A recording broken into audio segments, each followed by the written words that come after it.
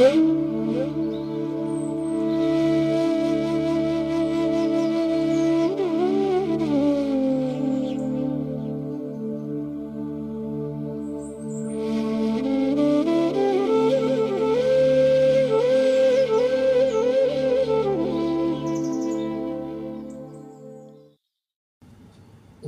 অসতো মা সদ্গময় তমসো মা জ্যোতির্গময় মৃত্যুর্মা অমৃতাঙ্গময়।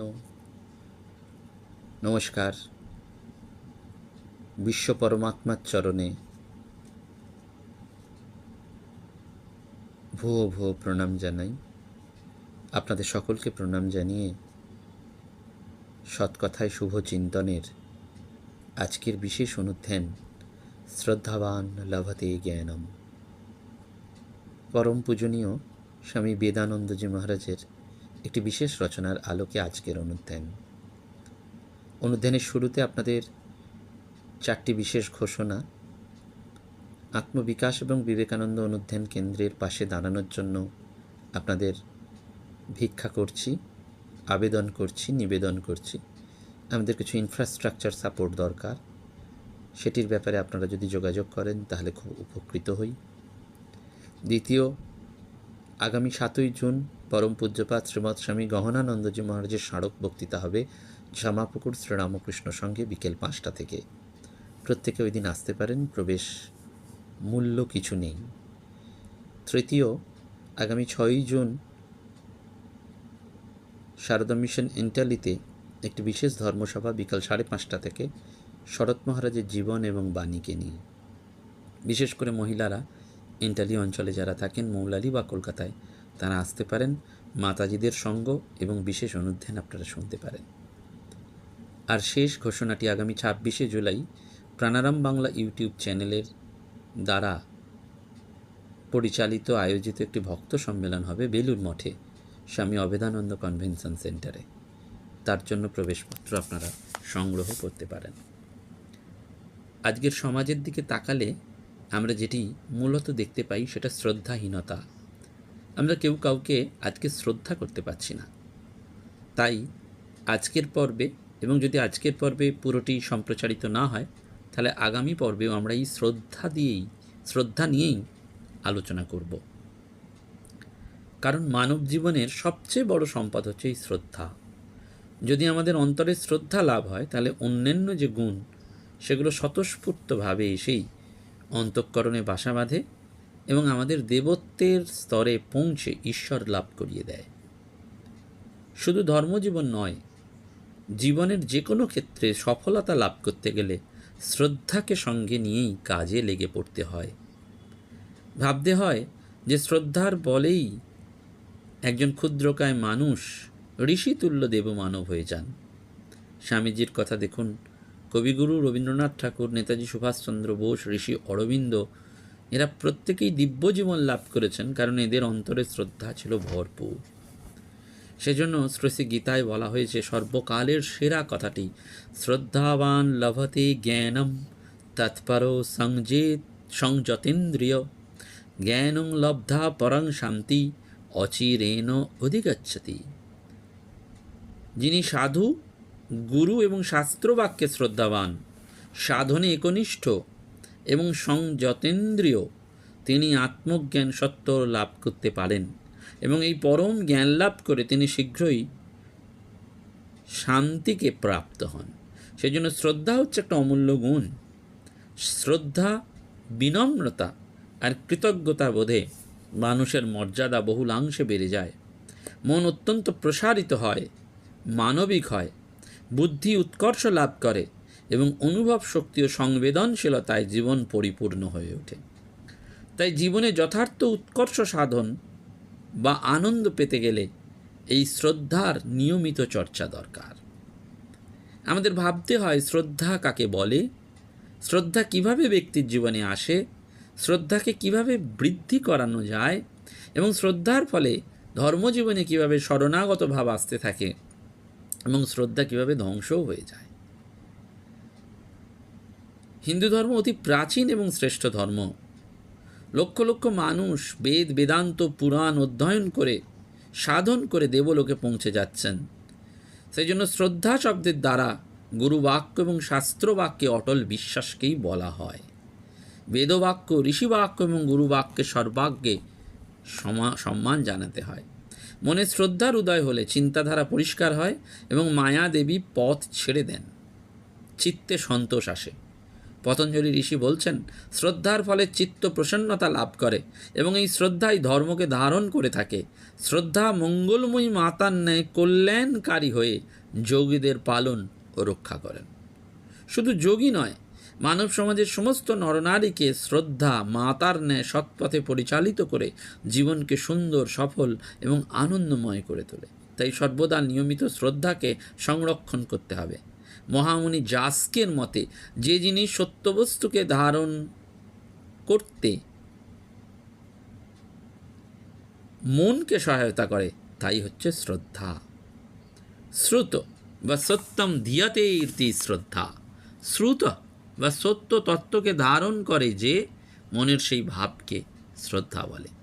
শ্রদ্ধা থাকলে যে কোনো ক্ষেত্রে উৎসাহ জাগে, আর বারবার সেই শুভ কাজটি অভ্যাস করে সত্তর লক্ষ্যবস্তুকে পাওয়া সম্ভব হয়। তাই সেই লক্ষ্যবস্তু ব্রহ্মজ্ঞান হোক, শাস্ত্রজ্ঞান হোক, লেখক, ডাক্তার, গায়ক, শিল্পপতি, সমাজসেবক, যে কোনো পেশারই হোক না কেন, সততার সাথে শ্রদ্ধার সাথে লেগে থাকলে সত্তর কর্মে সফলতা আসে। যদি 6 মাস বাক সংযম, বীর্য ধারণ এবং সত্য রক্ষা করে, তাহলে যে কোনো বিষয়ে শেখার ক্ষেত্রে তার প্রচণ্ড একাগ্রতা শক্তি বৃদ্ধি পায় এবং চিত্তে শেখার প্রতি, বিষয়ের প্রতি আগ্রহ, ইচ্ছা, শ্রদ্ধা সব অটুট থাকে। সেই জন্য শ্রদ্ধাকে জীবনে প্রতিষ্ঠিত করতে হলে ব্রহ্মচর্য পরায়ণ হয়ে থাকার সাধনা করতে হবে। সেই জন্য গুরুবাক্য শাস্ত্রবাক্যে অটল বিশ্বাসের কথা বলা হয়েছে। গুরুবাক্য মানে শুধু নিজ নিজ দীক্ষাগুরু নয়। ভারতবর্ষের দেশ হচ্ছে, এই ভারতবর্ষ মুনি ঋষিদের দেশ, অবতার পুরুষ, সাধক সাধিকাদের দেশ। তাদের প্রত্যেকের কথা, মহাপুরুষদের কথা শ্রদ্ধার সাথে স্মরণ করতে হয়। যোগবাসিষ্ঠ রামায়ণ, বাল্মীকি রামায়ণ, পতঞ্জলি যোগসূত্র, রামকৃষ্ণ কথামৃত, বিবেকানন্দ রচনাবলী সব শ্রদ্ধাসহ পঠন পাঠন করতে হয়। আমরা জেনেছি যে শাস্ত্রবাক্যকে অটল বিশ্বাস করাই হচ্ছে শ্রদ্ধা। সেই জন্য শাস্ত্রবাক্যের কীরকম উদাহরণ, কারণ সেইগুলো যদি আমরা, সেই বাক্যগুলিকে আমরা যদি চিন্তা করি এবং কর্মে যদি প্রয়োগ করি, তাহলেই জীবনে মঙ্গল আসে। শ্রী গীতাতে কি বলা হচ্ছে? সর্বভূতেই আমি আছি, কাউকে আমি দেশ করি না, আমার প্রিয়ও কেউ নেই, কিন্তু যে আমাকে ভক্তির সঙ্গে ভজন করে আমি তার হৃদয়ে অবস্থান করি এবং সেও আমাতে অবস্থান করে। শ্রী গীতাতে কি বলা হচ্ছে? আমার এই ত্রিগুণময়ী মায়া অতিক্রম করা খুবই শক্ত, কিন্তু যে আমার শরণ গ্রহণ করে তারাই এই মায়াকে অতিক্রম করে আমাকে পায়। সর্বং খল্লিদং ব্রহ্ম, ছান্দোগ্য উপনিষদে বলা হচ্ছে। শ্রী চণ্ডীতে বলা হচ্ছে, নারীর যে সৌভাগ্য, অর্থ লাভ, সৌন্দর্য, যশ, খ্যাতি সব দেখা যায়, সে সমস্ত এই চণ্ডী পাঠের ফলেই হয়। তাই মঙ্গলময়ী চণ্ডীর পাঠ নিত্য করা উচিত। কথামৃতে রয়েছে, তপস্যা না থাকলে শাস্ত্রের অর্থ বোঝা যায় না। হে দেবগণ, আমরা যেন কানগুলো দিয়ে কল্যাণ বচন শুনি, চোখ দিয়ে শুভ বস্তু দেখি, আর আমরা যেন স্তুতি গান করে দৃঢ় রোগমুক্ত শরীর নিয়ে দেবতা সুলভ জীবনযাপন করি। বেদে বলা হচ্ছে, গীতার ধ্যানে বলা হচ্ছে, অন্তর চক্ষুটি শুদ্ধ সত্যময় না হলে বিশ্বরূপ দর্শন হতে পারে না। দেবী মাহাত্ম্যেও বলা হচ্ছে, দেবী পুরাণে বলা হচ্ছে, ভাগবতে বলা হচ্ছে যে এই আকাশ, বায়ু, অগ্নি, জল, মাটি, গ্রহ, নক্ষত্র এসবই হচ্ছে পরমাত্মার শরীর। একে মনে রেখে ভক্ত সকলকে শ্রদ্ধা ভরে যেন প্রণাম করা হয়। সেজন্য গুরুবাক্যের কথাও বলা হচ্ছে। এটি শাস্ত্রবাক্যের কথা আমরা শুনলাম, গুরুবাক্য, কারণ শাস্ত্রবাক্য এবং গুরুবাক্যের ওপর যে বিশ্বাস সেটাকেই শ্রদ্ধা বলা হচ্ছে। গুরুবাক্য কীরকম? ভগবান বুদ্ধদেব বলছেন, ঘৃণাকে ক্ষমা এবং ভালোবাসার দ্বারা জয় করবে। মা কি বলছেন? যদি মনে শান্তি পেতে চাও কারুর দোষ দেখবে না। স্বামী বিবেকানন্দ কি বললেন? নচিকেতার মতন 10-12টি শ্রদ্ধাবান ছেলে পেলে আমি দেশের চিন্তা ও চেষ্টা নতুন পথে চালনা করে দিতে পারি। আমাদের চাই নচিকেতার মতন শ্রদ্ধা। বশিষ্ঠ মুনি কি বলছেন? যে যা অভ্যাস বসে প্রতিদিন করে তাতেই তার প্রবৃত্তি হয়, তাই ধর্মাচরণ থেকে বিরত হবে না। মহর্ষি বেদব্যাস বলছেন, রাজা সাধু দেবতার কাছে খালি হাতে যেতে নেই, সর্বদাই কিছু না কিছু নিয়ে যেতে হয়। বশিষ্ঠ মুনি কি বলছেন, চিত্ত যদি অশুভ বিষয়ে চলে যায়, তাতে সমাবিষ্ট হয়, তাহলে যত্ন করে তাকে শুভ বিষয়ে পরিচালিত করবে। এটাই সব শাস্ত্রের তাৎপর্য। এই জন্য এই শ্রদ্ধাবান হতে গেলে অবতার পুরুষরাও পর্যন্ত জ্ঞান লাভের ক্ষেত্রে এই শ্রদ্ধাকে সর্বোচ্চ স্থান দিয়েছেন। কিন্তু এই শ্রদ্ধা আমাদের আসবে কি করে? গীতায় বলা হচ্ছে, এই শ্রদ্ধা জন্মান্তরকৃত ধর্মের সংস্কার থেকে আসে। তাহলে ধর্ম কি? না, যেটি করলে মনে দেবভাবের প্রকাশ হয় সেটিই ধর্ম। সত্য, ইন্দ্রিয় সংযম, অচৌর্য, স্বাধ্যায়, সুচিতা, ধৈর্য, মনোনিগ্রহ, ক্ষমা, অক্রোধ এবং ধীশক্তি। ভগবদ্গীতার মতে মানুষ এই আচরণগুলো যদি করে, তাহলে তার মধ্যে একটা সাত্ত্বিক সংস্কার জন্ম নেয়, সেইটি শ্রদ্ধা নামে খ্যাত। এই সাত্ত্বিক সংস্কারের মূল কথাই হচ্ছে শাস্ত্রবাক্য গুরুবাক্যে বিশ্বাস, স্বাধ্যায়, ঈশ্বর প্রণিধান, জপ, ধ্যান, দান ও সত্যরক্ষা। এর মধ্যে শাস্ত্রবাক্য এবং গুরুবাক্যে বিশ্বাসের ওপরই বিশেষ জোর দেওয়া হয়েছে। কিন্তু এই বিশ্বাস আসবে কি করে? না, নিয়মিত এই শাস্ত্র অধ্যয়ন করতে হবে। নিষ্ঠাপূর্বক অধ্যয়ন বা স্বাধ্যায় ছাড়া কিন্তু এই শাস্ত্রবাক্য এবং গুরুবাক্য কেউ বুঝতে পারবো না। সেই জন্য সৎ শাস্ত্রজ্ঞ ব্যক্তির সঙ্গ করা, তাদের মুখে ভগবদ বাক্য শোনা এবং নিয়মিত ভগবদ বাক্য সমন্বিত শাস্ত্র গ্রন্থ পড়তে হবে। ফলে এই স্মরণ, মনন, নিদিধ্যাসন, এর দ্বারাই কিন্তু শাস্ত্রীয় উচ্চ ভাবগুলো মনে সংস্কার রূপে পরিপুষ্ট লাভ করবে। আর এই সাত্ত্বিক শুভ সংস্কার থেকে ধ্রুব স্মৃতি বা আত্মবিষয়ক অটল স্মৃতি লাভ হয়।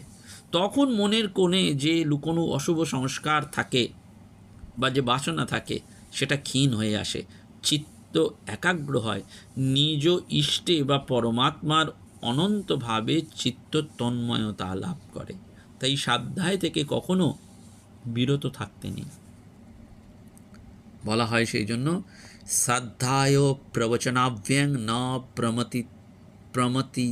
প্রমদিত্বয়ম বলা হচ্ছে।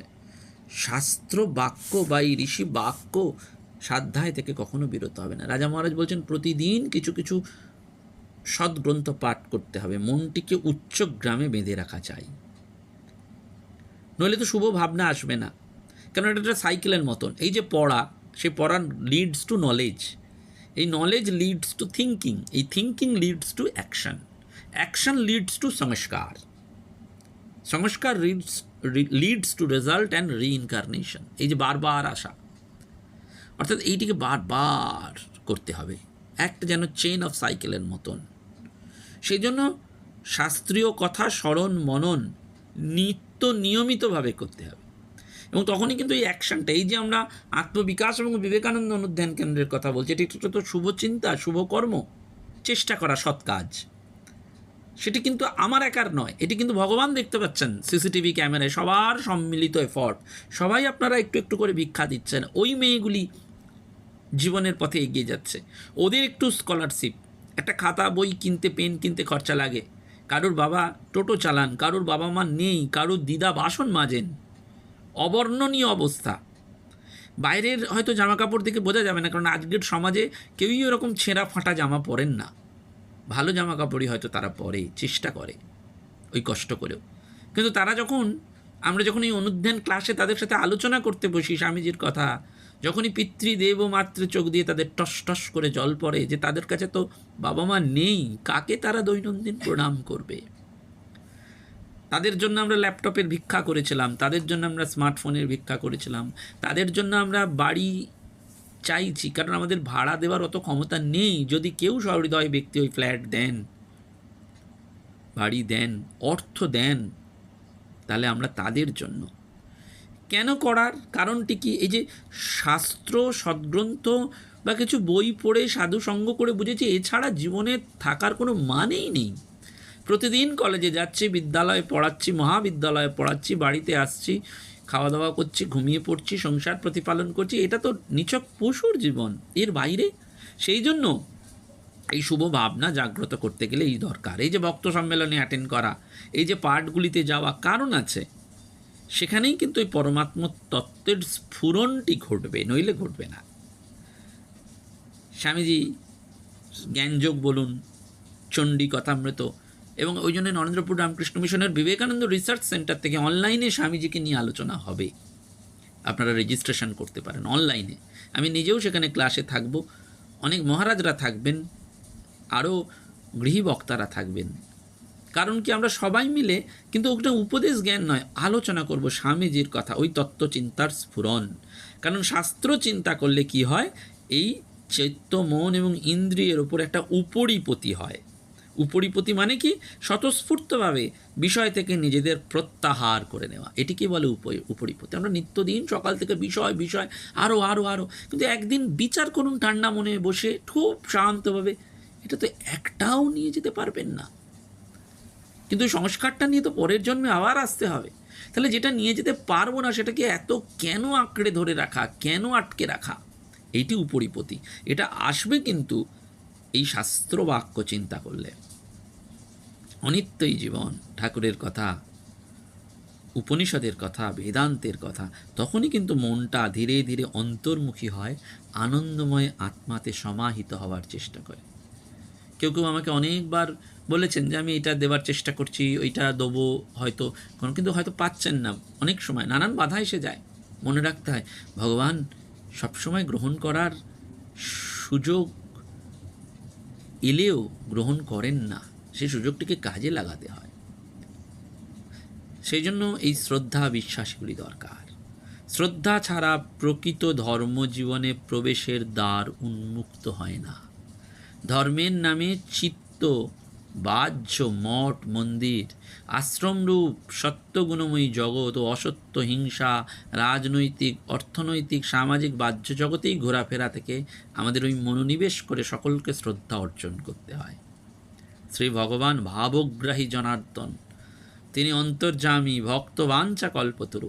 তিনি পার্থিব ফলমূল অপেক্ষা অপ্রার্থিব শ্রদ্ধা ভক্তি ভক্ষণ করতেই বেশি ভালোবাসেন।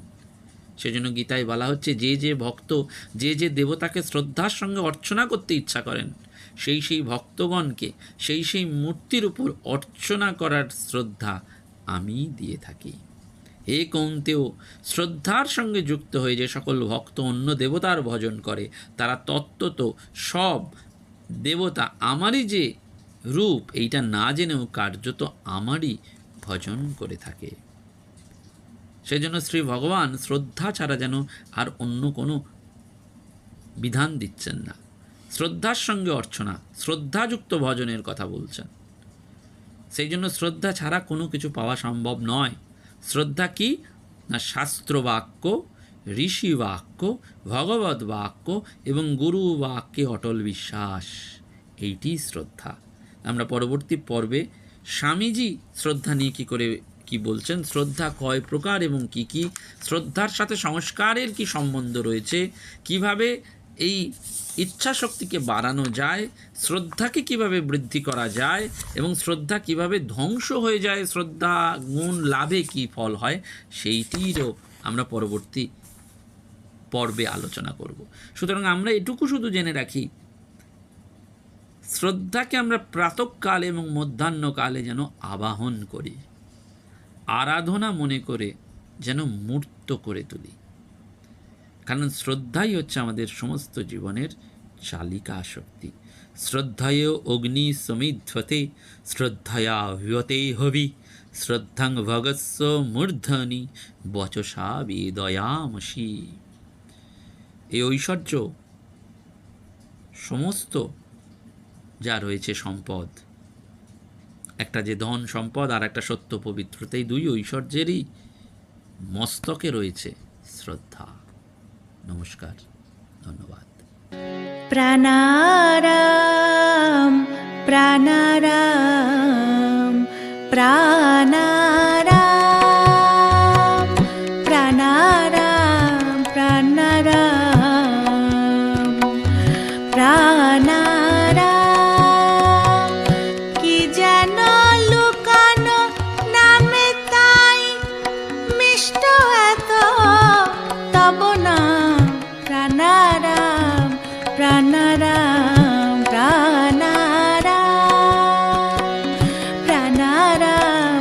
প্রাণারাম